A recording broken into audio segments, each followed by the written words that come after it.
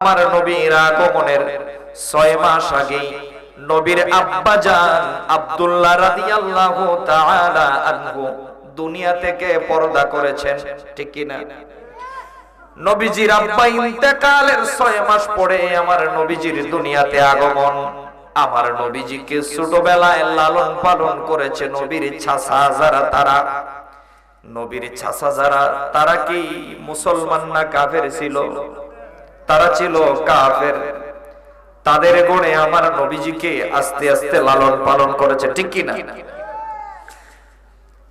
কিন্তু আমাদের দেশে এক শ্রেণীর গোমরাহ পথভ্রষ্ট মৌলবী, তারা নবীজির চাচা ওদেরকে কাফের বলতে গিয়ে নবীজির আব্বা আম্মাকেও কাফের বলে ফেলে। নাউযুবিল্লাহ।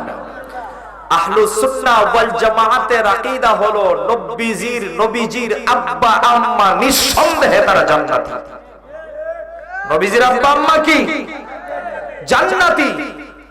যারা জাহান্নামী বলে তাদের আকীদা নষ্ট। বাংলাদেশে তারা ব্যারাম চড়াইতেছে, এদের কি আমরা ওয়াহাবি কই? এমনে এমনে আমরা সুলকায় না তারারে ওয়াহাবি কইতাম। ওয়াহাবি এজন্যই কই কারণ ওয়াহাবির খাইসত আছে যাদের কাছে, এরারই কই, ঠিক না? নবীজিরে আপনি ভালোবাসেন, মহব্বত করেন, আর নবীজির আব্বা আম্মারে কাফের কইবেন, জাহান্নামী কইবেন, এই ভালোবাসা ওইসে যায়। যেই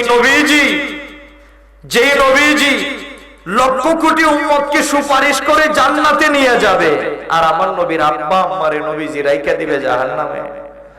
কোরআনের দলিলও তো আছে। কেমন মাথা নষ্ট দেখে! আমার নবী উম্মতরে জাহান্নাম থেকে জান্নাতে নিবে, আর নবীর আব্বা আম্মারে রাইখা দিবে। আল্লাহ এর হেদায়েত করুক, বলেন আমিন। ওয়া মা কুন্না মুআযযাবিনা হাত্তা নাবআসা রাসূলা। নবীর আব্বা আম্মা যে জান্নাতি, এটা হলো এটার দলিল। আমার আল্লাহ বলেন, ওই জাতিকে আমি ততক্ষণ পর্যন্ত শাস্তি দিব না যতক্ষণ না পর্যন্ত তাদের কাছে আমি কোন রাসূল না পাঠাই। এমন একটা যুগ ছিল নবীর আব্বা আম্মার যুগ, আদম থেকে ঈসা নবী পর্যন্ত এই পৃথিবীতে নবী রাসূল ছাড়া ছিল না। একের পর এক ধারাবাহিকভাবে নবী রাসূলগণ দ্বীনের দাওয়াত দিয়েছেন। ঈসা নবীকে আমার আল্লাহ আকাশে উঠায়া নিলেন, আমার নবী আগমনের কথা। কিন্তু ঈসা নবীরে উঠানোর সাথে সাথে আমার আল্লাহ আমার নবীকে পাঠায় নাই, পাঠাইছে 570 বছর পরে। 570? তাহলে 570 বছর পর্যন্ত পৃথিবীতে কোনো নবী রাসূল ছিল না। ওই সময়ের কথাই আমার আল্লাহ বলেছেন, যেই সময়ে যেই যুগের মধ্যে আমি যেই জাতির কাছে নবী রাসূল না পাঠাই তাদেরকে আমি শাস্তি দিতেও পারি, নাও দিতে পারি। মানে ওই জাতিকে আমি শাস্তির আওতায় আনবো না যাদের কাছে আমি নবী রাসূল না পাঠাইছি। একটা প্রশ্ন আমি আপনাদেরকে মেডিকেল সায়েন্স থেকে করে বলি। বাংলাদেশের মধ্যে না বিশ্বের মধ্যে একটা জায়গা আছে অ্যামাজন জঙ্গল।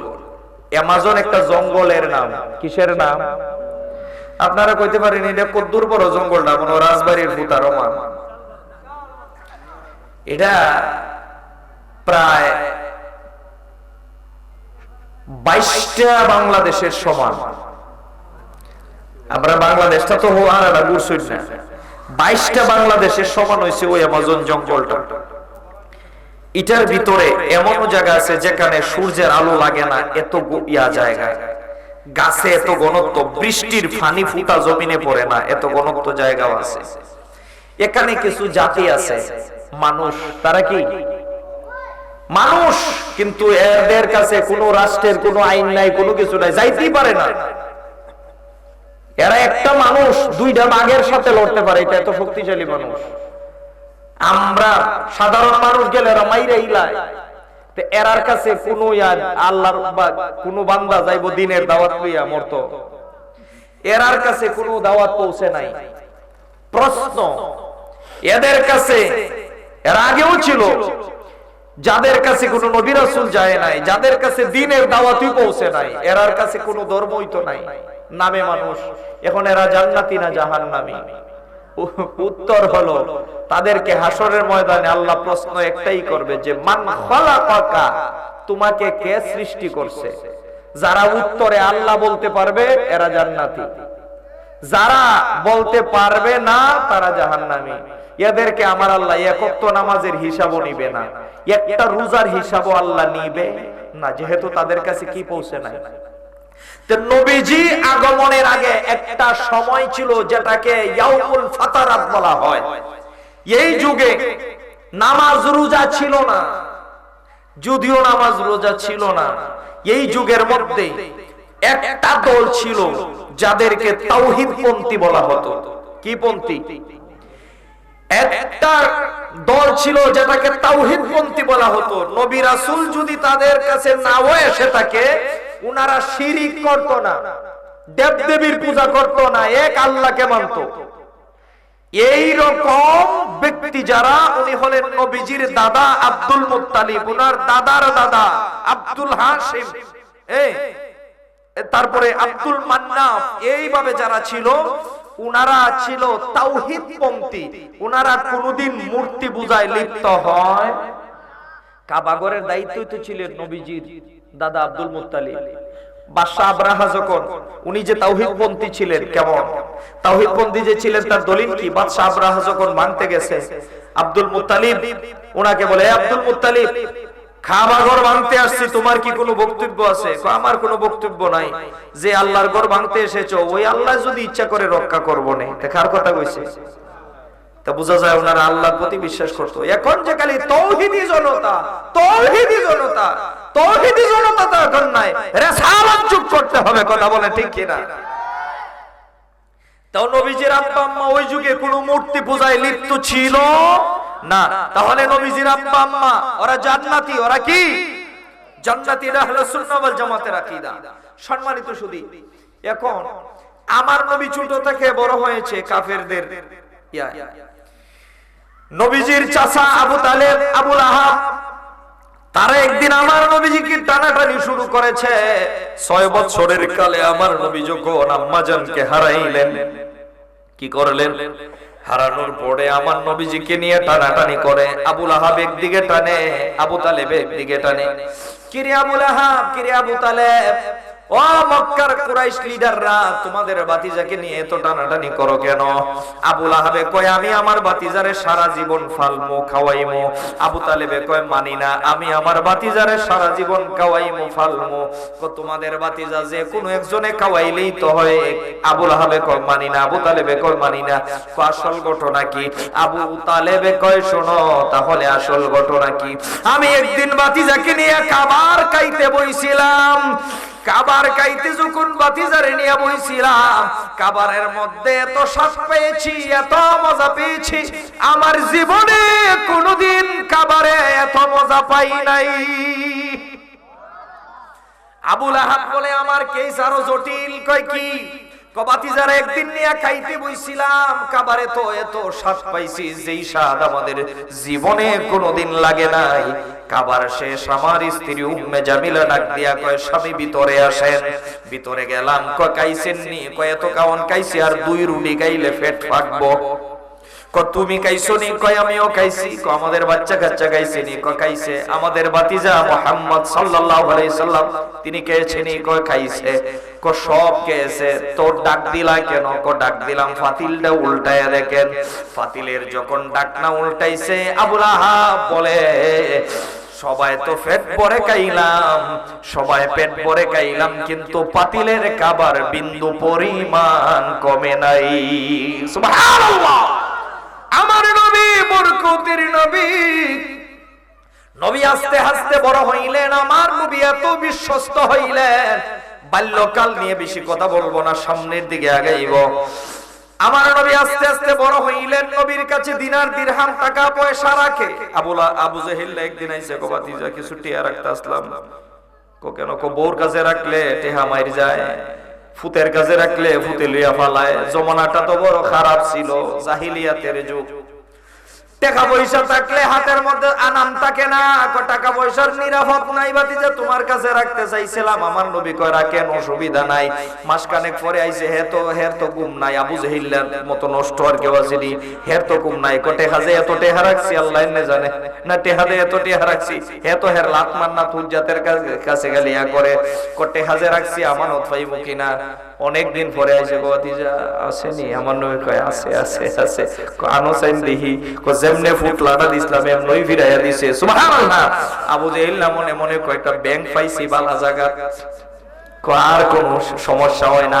আবু জাহিল্লা বড় বড় লিডাররা রে কয়টা পয়সা রাখতে নি ওই জায়গাতে রাখ, আমানতের খেয়ানত হয় না। সুবহানাল্লাহ।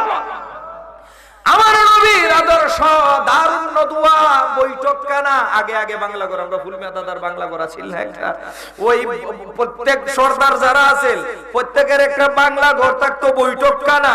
এইরকম একটা বড় বাংলা ঘর আছিল যেটার বৈঠকখানা, কয়টার নাম দারুন নদুয়া। আবু জাহেল না দারুন নদুয়ার মধ্যে ডাক দিয়েছে, সবাই একত্রিত হয়েছে। মিটিং কেন ডাকছো? ডাকছি কয় আমাদের এত উপকার করে বাতিজা মুহাম্মদ সাল্লাল্লাহু আলাইহি সাল্লাম, এত উপকার করে, কোনারে আমরা এত টাকা পয়সা জমা রাখে, তারে একটা উপাধি দেওয়ার জন্য ডাকছি। কি উপাধি দিবাই?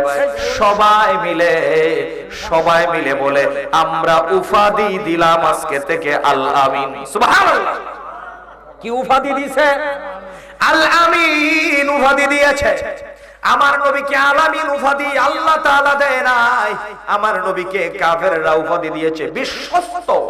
আমার নবী আস্তে আস্তে বড় হইতে লাগলেন, হইতে হইতে হইতে হইতে বয়স 40। কত বয়স আমার নবীর? যখন 40, শিশুকাল থেকে 40-এ গেলাম, সামনের দিকে যাইতে হবে। 40 বছর যখন হয়ে গিয়েছে, আল্লাহ বলেন হাবিব আমার, দোস্ত আমার, আপনার নবুয়তি এতদিন গোপনে ছিল, আজকে থেকে আপনার নবুয়তি আমি আল্লাহ ওপেনে প্রকাশ কইরা দিব।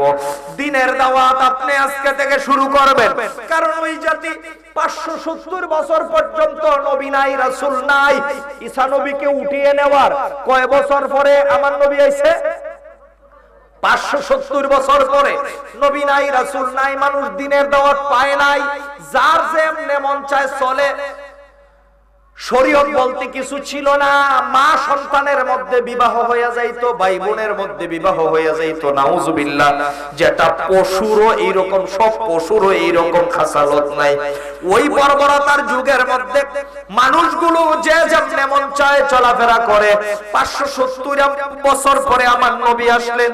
নবীর নবুয়তের কার্যক্রম 40 পর্যন্ত আল্লাহর হুকুমে বন্ধ ছিল। এদিকে 570 আর এইদিকে 40, মোট হইছে 610 বছর। 610 বছর পর্যন্ত পৃথিবীতে নবী রাসূলদের কোন রিসালাতের কার্যক্রম ছিল না। এই জাতিরে বুঝায় আনতে আজকে হাবিব আপনার নবুয়তি প্রকাশ হবে। দেখেন, একমাত্র আমার নবী আহলে সুন্নাহ ওয়াল জামাতকে এমনি নাজাত প্রাপ্ত বলে নাই, কারণ 73 ফেরকা, 73 দলের মধ্যে 72 দল গুমরা। আমি বলছি না, রাসূল বলেছেন। আমার নবী বলেন 72 দল গুমরা। বনি ইসরাইলের মধ্যে 72 দল ছিল, আমি রাসূলুল্লাহর মধ্যে 73 দল হবে। কুল্লুহুম ফিন্নার ইল্লা মিল্লাতাও ওয়াহিদা, সব যাবে জাহান্নামে ইল্লা মিল্লাতাও ওয়াহিদা, একটা দল যাবে জান্নাতে। সাহাবায়ে কেরাম জিজ্ঞেস করলেন, ক্বালু মান হিয়া ইয়া রাসূলুল্লাহ, নবীজি যেই দলটা জান্নাতে যাবে সেটা কারা? আমার নবী বলেন, মা আনা আলাইহি ওয়া আসহাবি, আমি রাসূল এবং আমার সাহাবায়ে কেরামের মতের সাথে যার মত, এরাই হইল আমার সঠিক উম্মত। আর এটাই হইল নাজাত প্রাপ্ত দল, যার নাম হলো আহলে সুন্নাত ওয়াল জামাআত। সুবহানাল্লাহ বলে। 72 দলে কয় নবী 40 বছর বয়সে নবুয়ত পাইছে। আমরা কই এটা ভুল, ডাহা, মিথ্যা কথা। আমার নবী 40 বছর বয়সে নবুয়তি পাইছে এ কথা নয়। কোন মোল্লার কাছ থেকে ফতোয়া নেওয়া লাগবে না। স্বয়ং আমার নবীকে জিজ্ঞেস করেন, নবী আপনি কখন নবুয়তি পেয়েছেন? নবী আপনি কখন হইছেন? আমার নবী উত্তর কি দেয় শুনেন।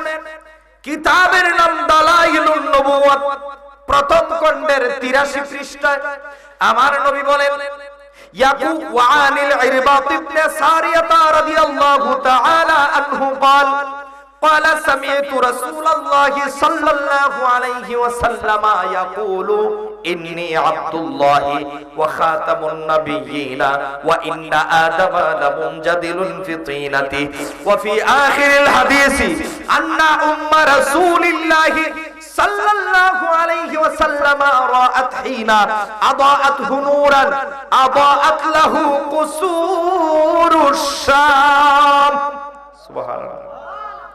একটা হাদিসের মধ্যে তিনটা আলোচনা আছে, একটা হাদিসের মধ্যে তিনটা আকীদার আলোচনা আছে। নবী কখন থেকে নবী?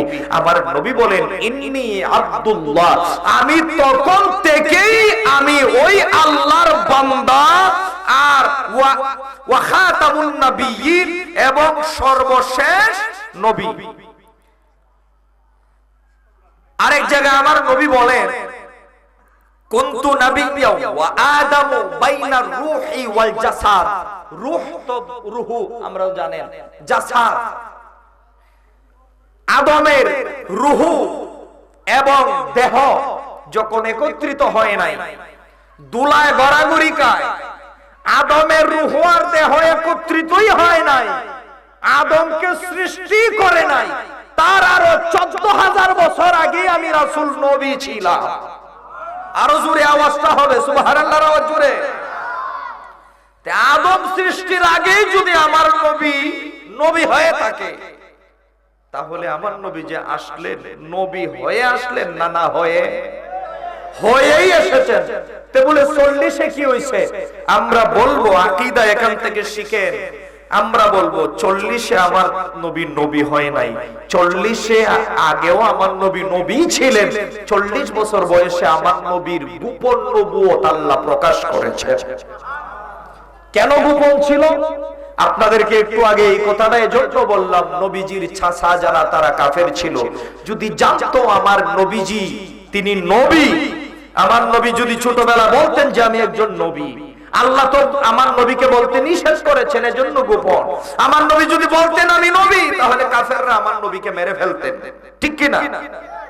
এই যে আমার নবীকে আল আমিন উপাধি দিল, তারা দারুন নদুয়ায় বৈঠক করে আমার নবীকে এত ভালোবাসলো, এই ভালোবাসাটা থাকতো না, আমার নবীর শত্রু হয়ে যেত। বয়স 40-এ কেন প্রকাশ করলেন? আপনারা জানেন 40-এ একটা মানুষের ধৈর্য শক্তি সম্পূর্ণ পরিপূর্ণ হয়। 40-এর আগে কেউ একটা খারাপ মারামারি বায়া বললো, বাদ দে, এটা বাচ্চা মানুষ, রক্ত গরম একটা কাজ করে লাইছে, বুঝছে না।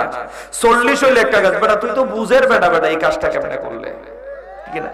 40 হইলে মানুষে বুঝের কয়, মানে বুঝ শক্তি, ধৈর্য শক্তি বাড়ে। যেই জাতি নবী রাসূল ছিল না, যেই জাতি ইসলাম কি শুনেই নাই জীবনে, নাম কোনো কিছু জানেই নাই, এই জাতিরই ইসলামও আনতে অনেক নির্যাতন সহ্য করতে হবে আমার নবীকে, আল্লাহ তো জানেন। এজন্য নবীর নবুয়তি আল্লাহ গোপন রেখেছিলেন। আল্লাহ বলে আজকে বয়স 40 হয়েছে, আর গোপন রাখার সুযোগ নাই, আপনি শুরু করে দিন। ওয়া আনজির আশিরাতাকাল আকরাবিন, আপনার পরিবার পরিজন থেকে দাওয়াত শুরু করুন। সুবহানাল্লাহ। আমার নবী কোথায় সর্বপ্রথম কালেমার দাওয়াত কিভাবে দিলেন? জাবালে আবু কুবাইস পাহাড়ের মধ্যে আমার নবী উঠলেন। উঠার পরে আমার নবী বললেন, ইয়া আইয়ুহাল কুরাইশ, ইয়া আইয়ুহাল কুরাইশ, হে মক্কার কাফেররা, হে মক্কার কুরাইশেরা। যেই মাত্র আমার নবী ডাক দিয়েছে, আবু জেহেলের কানে কথাটা বলে রাগে আইছে, আমার নবীর ভয়েস ছড়ায় দিলেন কে? আল্লাহ। নবী ডাক দিয়েছেন জাবালে আবু কুবাইস থেকে, সবাই একত্রিত হয়ে আবু জেহেল প্রথম একটা দৌড় দিছে, সাথে যারা আছে খাইল্লাতে যাইস না, আমাদের ভাতিজা যে মিলে ডাকটা দিছে, মনে হয় কোনো বিপদে পড়ছে, অস্ত্র শস্ত্র সাথে লইয়ে ওই যা লাঠি সোলা যে যেটা পারে, রাস্তাঘাটও যেটা দেখছে খালি দিছে, বাস একটা ফাঁসার মধ্যে বাড়ি সায়ারি জোসকে আমাদের আল আমিন ডাক দিয়েছে, আমাদের আল আমিন ডাক দিয়েছে, মনে হয় কোনো বিপদে পড়েছে, জীবনে কোনোদিন এরকম ডাক দেয় নাই, যাও তাড়াতাড়ি আসো। কয়েক মিনিটের ভিতরে হাজার হাজার কুরাইশ নবীর সামনে উপস্থিত। আমার নবী তাদেরকে গিয়া বলে আবু জেহেলে কয় ভাতিজা কোনো অসুবিধা হইছে? কো তোমার ডাক দিকা কো ভয় পাইয়া গেছিলাম, না জানি আমার ভাতিজার কি হইছে। বিশ্বাস করো যদি কোনো কেউ কিছু করে থাকে আমারে সর্বপ্রথম আমাকে বলো, একবারে সাইজ করে ছেড়ে দিব। আমার নবী মনে মনে করে দেখি কদ্দুর তাহে তোমার এই ভালোবাসা। আমার নবী বলেন আপনারা যে সবাই একত্রিত হয়েছেন আমার কোনো বিপদ হয় নাই, আমি কিছু কথা বলার জন্য তোমাদেরকে একত্রিত করেছি। কয় কি কথা? সর্বপ্রথম বলতে চাই তোমরা আমাকে কেমন বিশ্বাস করো?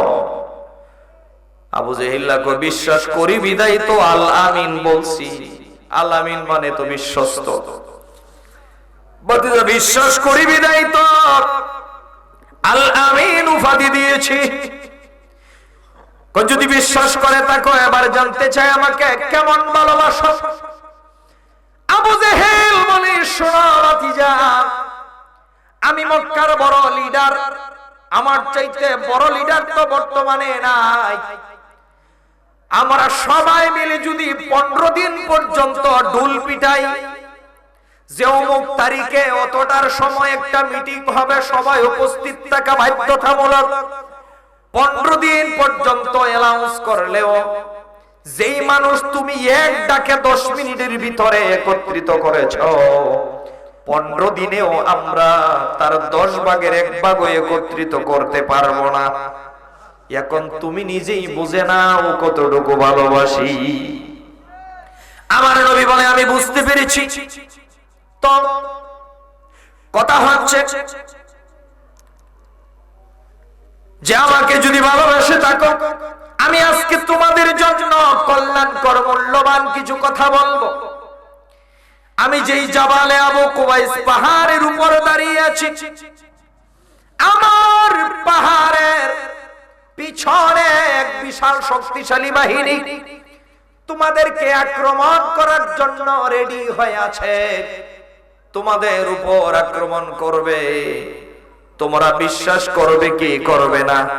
সবাই পাহাড়ের এই পাশে আছে না নাই দেখার দরকার নাই, আপনি বলছেন বিশ্বাস করে ফেলেছি, ও গিয়া যাচাই করার দরকার নাই। পাহাড়ের ওই পাশে শত্রু বাহিনী আছে, বিশ্বাস করেছি।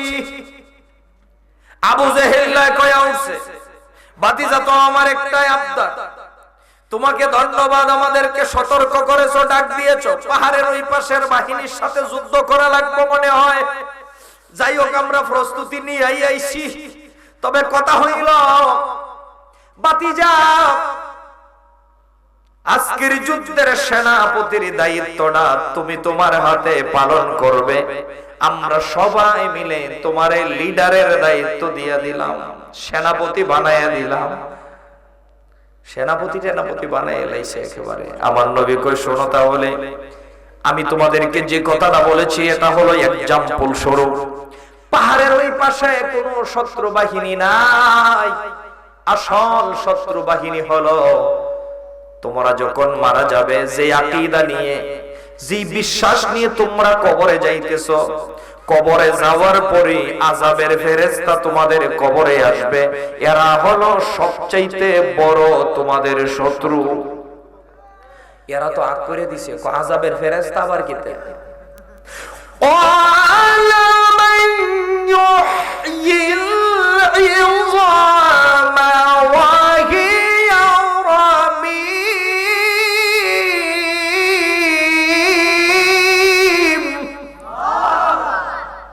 মানুষ মারা যাওয়ার পরে আবার কিভাবে জীবিত হবে? ওয়া হিয়া রামীম। আমাদের দেশে ইয়াসিন সূরার এই রামিম দিকে অনেক ফুলাবানদের নাম রাখে রামিম। এই রামিম নামের অর্থ বলা না, রাইখেন না। রামিম মানে মরে যাওয়া, পচে যাওয়া। এই নাম যদি রাখে পচাত, এইটা ভালো হইব করতে কে? রামিম নাম রাইখেন না। হামিম রাখতে পারেন, এটা হরুফে মুকাত্তাআত। এটা আচ্ছা, রামিম নাম রাখা ঠিক না। না রামিম, রিয়া, তানহা এগুলা রাখা কি ঠিক না? সম্মানিত সুধী, তো যে কথা বলছিলাম, কাফেরেরা আমরা তো জানি মইরা হচ্ছে কাফেরের আর আকীদা আমি দেখছি আমরা ওয়াহাবিরার কাছেও আছে। এরার কাছে না থাকলে এরাই কথা কয় কেমনে নবী মইরা হচ্ছে শেষ। তাহলে কাফেরেরা কইতো ক্বালা মান ইউহিল ইযামা ওয়া হিয়া রামীম। আরে বেটা নবী বসবে তো দূরের কথা, মান মাতা আলা হুব্বি মুহাম্মাদিন সাল্লাল্লাহু আলাইহি ওয়াসাল্লাম জাআলাল্লাহু তাআলা কবরি। নবীর প্রেম নিয়ে মরতে পারলে 100 বছর পরেও যদি লাশ উঠানো হয়, সেই লাশটারে জিন্দা, সেই লাশটারে অক্ষত অবস্থায় পাওয়া যায়, সেই লাশটাকে মাটি স্পর্শ করে। আর কোন নবী নবী এই হয়ে গেছে সেই হয়ে গেছে। এই কাফের আর এর মধ্যে পার্থক্য কিটা? এই আকীদা অন্তত এই আকীদার মধ্যে পার্থক্যটা কিটা? সম্মানিত সুধী ভাইয়েরা আমার, বন্ধুরা আমার, আমার নবী মুহাব্বত নিয়ে যারা ইন্তেকাল করে, প্রকৃত খাঁটি আশিকে রাসূল যারা, এরকম অনেক ঘটনা ঘটেছে। চট্টগ্রাম জামিয়া আহমদিয়াতে একজন হুজুর ছিলেন, রামগড়ের হুজুর, আমার মনে হয় কসুয়ার পিসা হুজুরে, আমি ওনার ক্লাস পাই নাই, কসুয়ার পিসা হুজুরে মনে হয় ওনার কাছে পড়ছে। রামগড়ের হুজুর 14 বছর পরে উনি পাহাড়ের মধ্যে উনাকে ইয়া করা হয়েছিল। পাহাড়ের তো মাটি ভাঙা পড়ে পড়ে জায়গা না বড় বড় ইয়া, ওনার মাজার ইয়া ফাঁক হয়ে গেছিল ওনার কবর। সেখানে আমরা চট্টগ্রাম জামিয়া আহমদিয়ার সমস্ত শিক্ষকেরা ওনারা গেছে, যাওয়ার পরে 14 বছর পরেও দেখছে যে লাশ অক্ষত আছে। বাস্তব অনেক জায়গায় অনেক ঘটনা ঘটতেছে।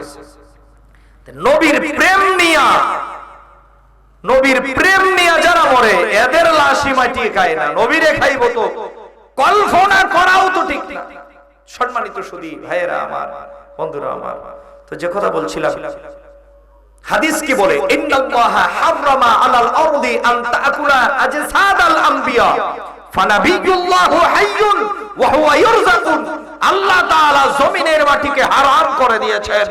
জমিনের মাটি কে আল্লাহ তাআলা হারাম ঘোষণা করেছেন, যে আমার এই জমিনের মধ্যে যত আম্বিয়া আলাইহিমুস সালাম আসবে তাদের দেহ বক্ষণ করা তোদের জন্য হারাম। ফানাবিয়ুল্লাহু হাইয়ুন, আমার নবী সেখানে জীবিত, ওয়া হুয়া ইরযাকুন, আমার নবীকে সেখানে রিজিক দেওয়া হচ্ছে। শহীদদেরকে আল্লাহ বলেন, শহীদদেরকে আল্লাহ বলেন ওয়ালা তাকুলু লিমান ইউকতালু ফি সাবিলিল্লাহি আমওয়াত বাল আহইয়া। যারা আমি আল্লাহর রাস্তায় শহীদ হয় তাদেরকে মৃত বলিও, বলেন না তাদেরকে মৃত বলিও। আল্লাহ বলেন বাল আহইয়া, বরং তারা জীবিত। আল্লাহ তারা জীবিত কেমনে? আমরা তো দাফন করে আছি, থামায় আসছি। আল্লাহ বলে ওয়ালা বাল আহইয়া ওয়ালাকিন লা তাশউরুন, ওয়ালাকিন লা তাশউরুন। জিজ্ঞেস করিস না যে তারা কেন জীবিত, এটা তোদের আকলে ধরবে না। এই আকল তোদেরকে দেই নাই, এই আকল তোদেরকে দেই নাই। শহীদ যারা, আল্লাহর রাস্তা শহীদ যারা, তাদেরকে আল্লাহ মৃত বলতে নিষেধ করেছে। সেই জায়গার মধ্যে শহীদের দরজা থেকে তো আমার নবীর দরজা আরো অনেক অনেক অনেক ঊর্ধ্বে। সুবহানাল্লাহ। সম্মানিত সুধী, আমার নবী কাফেরদেরকে জিজ্ঞেস করেছিলেন, বলেছিলেন যেই আকীদার উপরে, যেই মতবাদের উপরে তোমরা আছো, কবরে যাওয়ার পরে তোমাদেরকে ফেরেশতারা আসবে, এরা হইল তোমাদের আসল শত্রু। এমন শক্তিশালী বাহিনী যেই মতের মধ্যে আসছো তোমরা আছো, তোমাদের মরণের পরে অবস্থা খারাপ হয়ে যাবে। এরা আগ করে দিছে, কোন নতুন নতুন কথা দিহুনি। আবু জেহিল্লা কয় আজকে কোনো কিছু একটা হইব। বাতিজা কথা ক্লিয়ার ভাবে বলো, কি বলতে চাও? শক্তিশালী বাহিনী কতগুলা কয় লাডি বুনো আরো শক্ত আনন্দ লাগবো, কই লাইটে সাইটে কাম হইতো না, এই লাইটে সাইটে কাম হইতো না। তাহলে কি করতে হবে আমাদের? তাদের থেকে বাঁচতে হলে কি প্রয়োজন? আমার নবী কয় কোন লাঠির দরকার নাই, মাত্র একটা বাক্য উচ্চারণ করা লাগবে, একটা কালেমা উচ্চারণ করা লাগবে। উচ্চারণ করলে তোমরা সফল কাম হয়ে যাবে। কাফেররা জানতে চাইলো এটা আবার কি বাক্য। আমার নবী তখন তাদেরকে বললেন, ইয়া আইয়ুহান নাসু কুলু লা ইলাহা ইল্লাল্লাহু তুফলিহুন।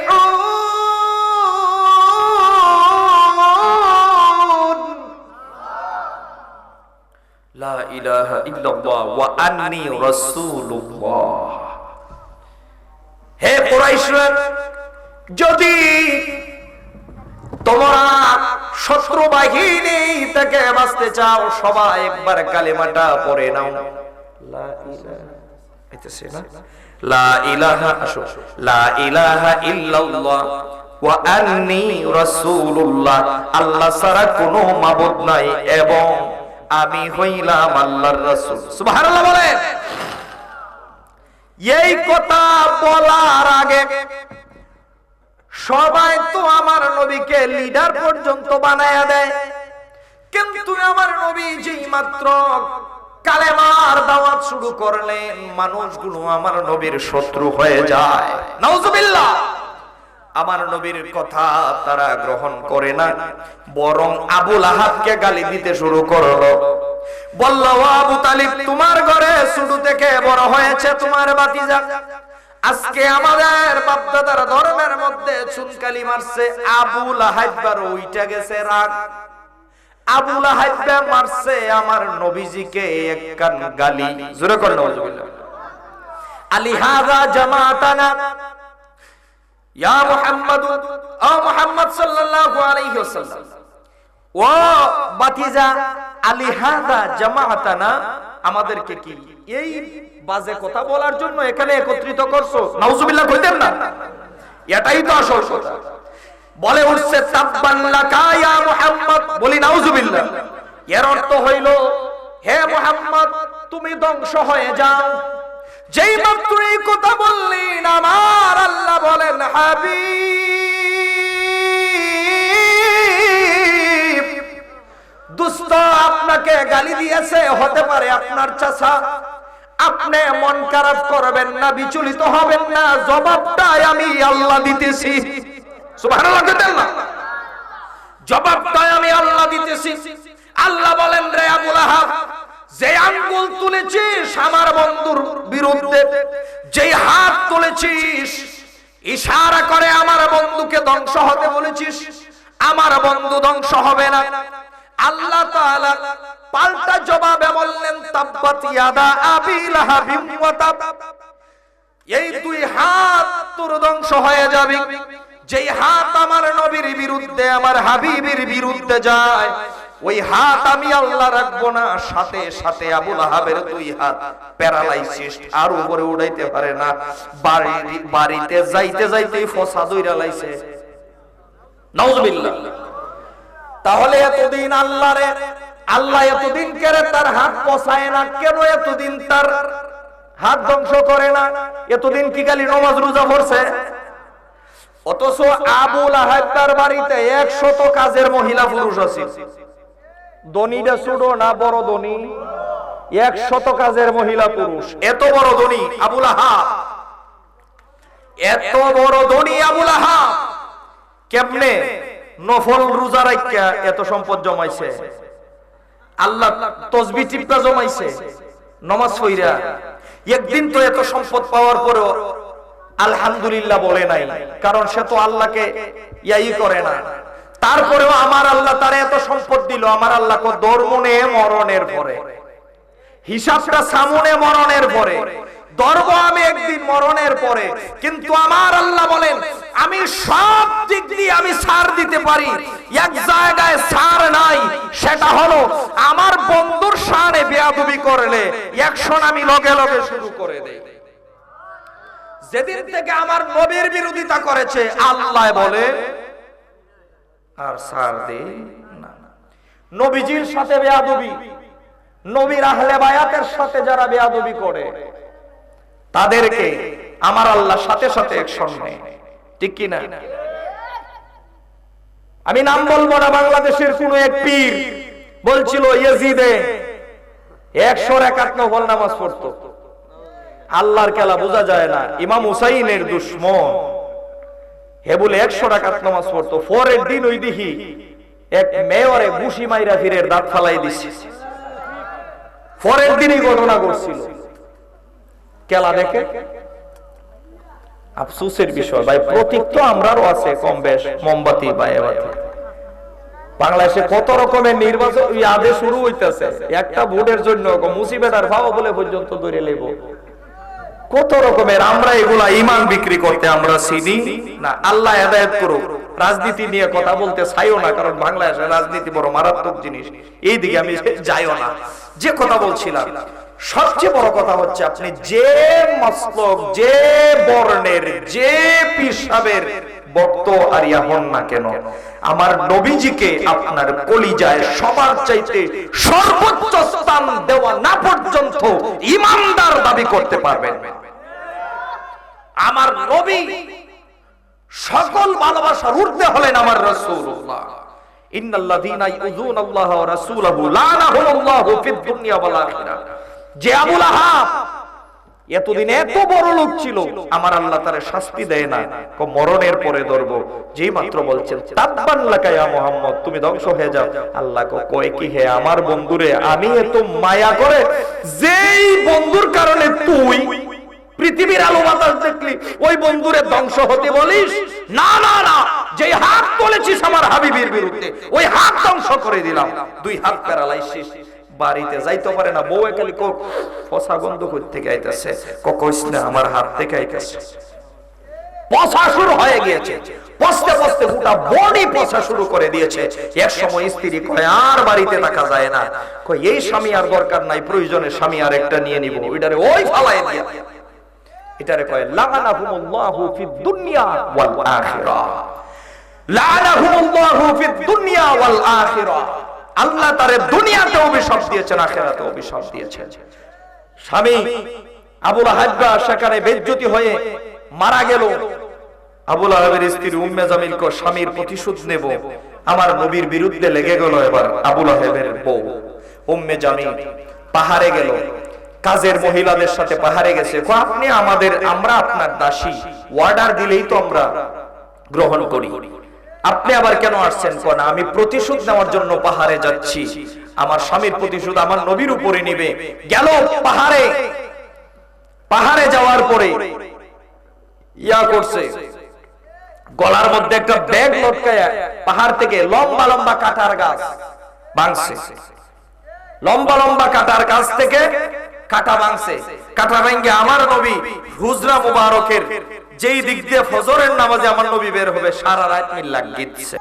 সায়াসলা নারান যাতা লাহাবিন ওয়া ইমরাআতু মা আগনা আনহু মালহু ওয়া মা কাসাব। তার ধন সম্পদ কোনো কাজে আসবে না। আমার আল্লাহ ধন সম্পদ ছিনিয়ে নিয়ে লুটাইয়া একেবারে ফকিন্নির বাচ্চা বানায় দিয়েছে। ব্যবসায় লস, যেদিকে যায় এদিকেই লস। এদিকে আবু লাহাব তো নাই, জাহান্নামের মরা মরছে। এবার উম্মে জামিল এত ফকিন্নি হইছে, বাড়ির কাজের মহিলা পুরুষ যা আছিল যা আছে নিয়ে সব একেবারে শেষ। এখন গোসল দেয় না। কেন গোসল দেয় না? গোসল কইরা যে একটা জামা পাল্টাইব নাই, সব নিয়ে গেছে। এখন না গোসল কইরা থাকা যায়, না খাইয়া কি থাকা যায়? পরের দিন খাইবো করতে গিয়ে রুজি তো দরকার, ইনকাম তো দরকার, স্বামী নাই, কেউ নাই, নিঃস্ব হয়ে গেছে। সাথে সাথে পাহাড়ে গেছে। মহিলারা বলে আপনি ছিলেন আরবের সবচেয়ে বিখ্যাত বড় লোকের বউ, আজকে আপনি পাহাড়ে কেন? আমার পাহাড়ে কাজ করি, আমার জীবিকা অর্জন করতে হবে। লাকড়ি কাটে, এখন লাকড়ি কাইটা মানুষের দুয়ারে দুয়ারে ঘুরে ডাকে, লাকড়ি নিবেন নি? লাকড়ি সায়াসলা নারান যাতা লাহাবিন ওয়া ইমরাআতুহু হাম্মালাতাল হাতাব। হাম্মালা মানে লাকড়ির বোঝা বহনকারিনী, মানুষের দুয়ারে দুয়ারে ঘুরে, ঘুরতে ঘুরতে শেষ পর্যন্ত আরেকদিন পরিশ্রম করে অভ্যাস নাই তো, যে পরিশ্রম করে আমার থেকে নিঃসত্তা বেড়া 50 কেজি চাউলের বস্তা লইয়া যাইব গা, আমারে তো বর্তমানে 30 কেজি দিলে আইলে ডুললে ফুরে যাবো গা। অভ্যাস এমন একটা জিনিস, অভ্যাস নাই তো পরিশ্রম করে লাকড়ির বোঝা বান্দা শাইরে আর মাথাত নিতারছে না, দিছে ভারের উপরে ঘুম। উম্মে জামিল আল্লাহ কো আজরাইল গিয়া শাইরে সামনে দেখে একটা ফুটবল আছে, জনমের মতো একটা লাত্তি দিস। অর্ডারটা দিছে কেডায়? লাত্তিটা দিব কেডায়? মনে করেন কি মেসি নেইমারের এরার যে জাতি স্পিড, এর থেকে বেশি হইব না কম হইব? আজরাইলে আল্লাহর হুকুমে গিয়ে একটা লাত দিছে দেওয়ার মতো। এইটা একেবারে যাইতে যাইতে, যেই গাছের কোনো সম্পদ নাই, গলায় একটা সম্পদ রাইখা দিছে, একটা ব্যাগ। এটা কি রাখতো? কাটা। কি রাখতো? যেই গাছের যেই ডাল থেকে আমার নবীকে শাস্তি দেওয়ার জন্য, কষ্ট দেওয়ার জন্য বাঁধছিল, ওই ব্যাগ গিয়া ওই গাছের কাটাযুক্ত জায়গায় লাইগা ফাঁসির ব্যবস্থা হয়ে গেছে।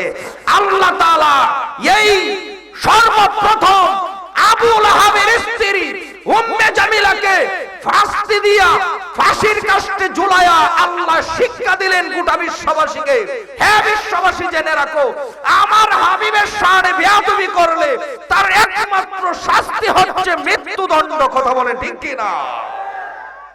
তাহলে আমার নবীজির শানে বেয়াদবি করলে দুনিয়াতেও লানত, আখিরাতেও লানত। আমরা কি লানতের পাত্র হতে চাই না মহব্বতের? মহব্বতের পাত্র হতে গেলেই নবী যদি আপনাকে কবুল করে, আমার আল্লাহ করবে। এখন নবী আপনাকে কবুল করবে কিভাবে? নবীকে চিনার মতো চিনতে গেলেও তো আপনার নবী পর্যন্ত যাইতে আরেকটা মাধ্যম প্রয়োজন। এই মাধ্যমটার নাম হলো একজন কামিল মুর্শিদ। ঠিক কি না? একজন কামিল মুর্শিদ, একজন মুর্শিদ, আমি আমার ওয়াজ কিন্তু শেষ। একজন কামিল মুর্শিদের পাওয়ার কতটুকু, যে ইন্না আবার রুহানি, ইন্না আবার রুহানি আফদালু মিন আবিন নাসাবি। একজন রুহানি পিতা, একজন মুর্শিদ, একজন মুর্শিদ কি করতে পারে? আফদাল, উত্তম হচ্ছে জন্মদাতা পিতার চাইতে। এটা আমি বলি নাই, এটা আমি বলি নাই, এটা আমি বলি নাই। এটা কে বলতেছে জানেন? ইমাম জালালউদ্দিন সুয়ুতী রাহমাতুল্লাহ আলাইহি। সুবহানাল্লাহ বলেন। কেমনে বলেন? কো ফা ইন্না আবান নাসাবি ইয়াহফাজু আওলাদাহু মিন নারিদ দুনিয়া ওয়া ইন্না আবার রুহানি ইয়াহফাজু আওলাদুহু মিন নারিল আখিরা। একজন জন্মদাতা পিতা সন্তানকে দুনিয়ার আগুন থেকে রক্ষা করতে পারে, কিন্তু একজন রূহানি পিতা তার আওলাদকে জাহান্নামের আগুন থেকে রক্ষা করতে পারে। এজন্য একজন কামিল মুর্শিদ আপনার নবী পর্যন্ত যেতে গেলে প্রয়োজন। আর নবী যদি আপনাকে কবুল করে, আমার আল্লাহ কবুল করবেন। আল্লাহ পাক রব্বুল আলামিন সারা বাংলাদেশে বাগদাদি কাফেলার এই প্রোগ্রাম চলছে। সারা বাংলাদেশে এই বাগদাদি কাফেলাকে দিন দিন আল্লাহ তাআলা আমার শ্রদ্ধেয় ভাইজানদের দীর্ঘ হায়াত আল্লাহ দিয়ে, ওনার দ্বারা যে সুন্নিয়তের খেদমত জায়গায় জায়গায় হচ্ছে, এই খেদমতকে দিন দিন আল্লাহ পাক রব্বুল আলামিন আরো সুপ্রসার করে দিন। সকলে বলি আমিন।